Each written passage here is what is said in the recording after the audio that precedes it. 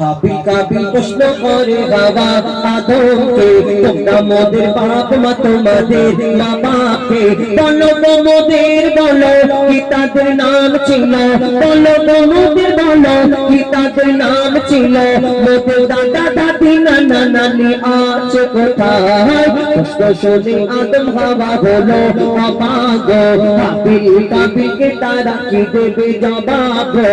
দুজনে আল্লাহ বলে সিজদাতে যাই চলে, দুজনে আল্লাহ বলে সিজদাতে যাই চলে, বলে মাসুম ছেলে মোদের কাছে একই জানতে চায়। হাবিল কাবিল প্রশ্ন করে বাবা আদমকে, তোমরা মোদের বাপ মা তোমাদের মা বাপকে। পিতা আদম কি উত্তর দেয় কবি ছন্দের মাধ্যমে আরো কি লিখছিল বল। এই বলছে আদম শোন তোরা শোন, মানব জাতির মাঝে সৃষ্টি আমি প্রথম, পাজিরার ঘাড়ে খোদা হওয়াকে গড়ে, আর বন্ধন পেলাম দুনিয়ায় এলাম জান্নাত ছেড়ে। মোদেরকে জন্ম দেয়নি মোরা মায়েরই দুধ খাইনি, মোদেরকে জন্ম দেয়নি মোরা মায়েরই দুধ খাইনি, পাইনি মোরা মা বাপের ভালোবাসা, ওদের নেই বাপ মা মোরা এতিম দুজনা, মা বাপ কি মোদেরই জানা হলো না। দুজনে এতিম মিসকিন নেই মোদের মা বাপের, দুজনে এতিম মিসকিন নেই মোদের মা বাপের, তাই মানব জাতির পিতা মাতা মোরা দুজনা।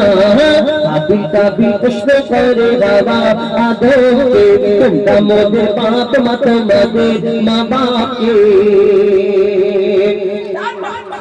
আল্লাহ আদম নবী বানাবেন, আদম নবী দুনিয়া থেকে ফেরেশতারা মাটি নিয়ে আসবে, চারজনের মধ্যে তিনজন ঘুরে গেল, চতুর্থ নম্বরে একজন ফেরেশতা মাটি নিয়ে গেল। আল্লাহকে ফেরেশতারা সেদিন বলল আল্লাহ আমরা তোমাদের ইবাদত করি, এতে তুমি খুশি না? আল্লাহ সেদিন বলল আমি যা জানি তোমরা তা জানো। তারপর কি ঘটনা ভাই? আদম নবী বানাবে, কি ঘটনা কবি ছন্দের মাধ্যমে ছেড়ে বল।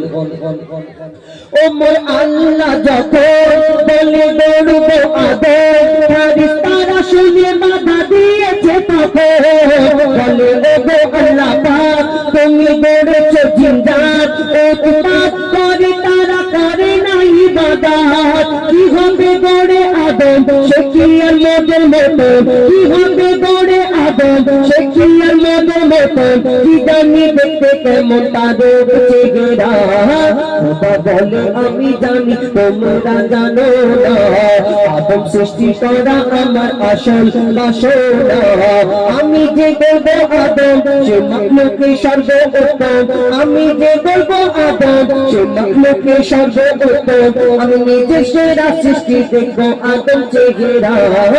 হাবিল কাবিল প্রশ্ন করে বাবা আদমকে, তোমরা মোদের বাপ মা তোমাদের মা বাপকে। আদম নবীকে সৃষ্টি করার পরে আল্লাহ হুকুম দেয় আমার আদমকে সিজদা করে দাও। সকল ফেরেশতা সিজদা করে নিল, একমাত্র একজন ফেরেশতা সিজদা করলো না, যার নাম হলো আজাজিল, যাকে ফেরেশতাদের সর্দার বলা হতো। কিন্তু সেই আজাজিল কেন সিজদা করলো না? সবাই যদি সিজদা করলো, আজাজিল কেন সিজদা করলো না? তাহলে আজাজিলটা কি ছিল? আজাজিলটা ছিল আদম নবীর আগে আল্লাহ একটা জিনেদের দুনিয়া বানিয়েছিল, জিন জাত আল্লাহর ইবাদত করার জন্য। তো সেই জিন জাত আল্লাহর এত নাফরমানি করলো, এত নাফরমানি করলো, আল্লাহ বলে জিন জাতকে ধ্বংস করে দাও। সবাই ধ্বংস হয়ে গেল, একটা ছোট্ট বাচ্চা বেঁচে রয়ে গেছিল। এই বাচ্চাটা ইবাদত করতে করতে কম বেশি ছলক বছর করে ইবাদত করার পরে, যার নাম হলো আজাজিল, যাকে ফেরেশতাদের সর্দার বলা হতো, তার মনে এই অহংকারটা ছিল, আমি জিন জাত, আমি আগুনের সৃষ্টি, আমি মাটির পুতুল, মাটির আদমকে সিজদা করবো, এটা কেমন করে হয়?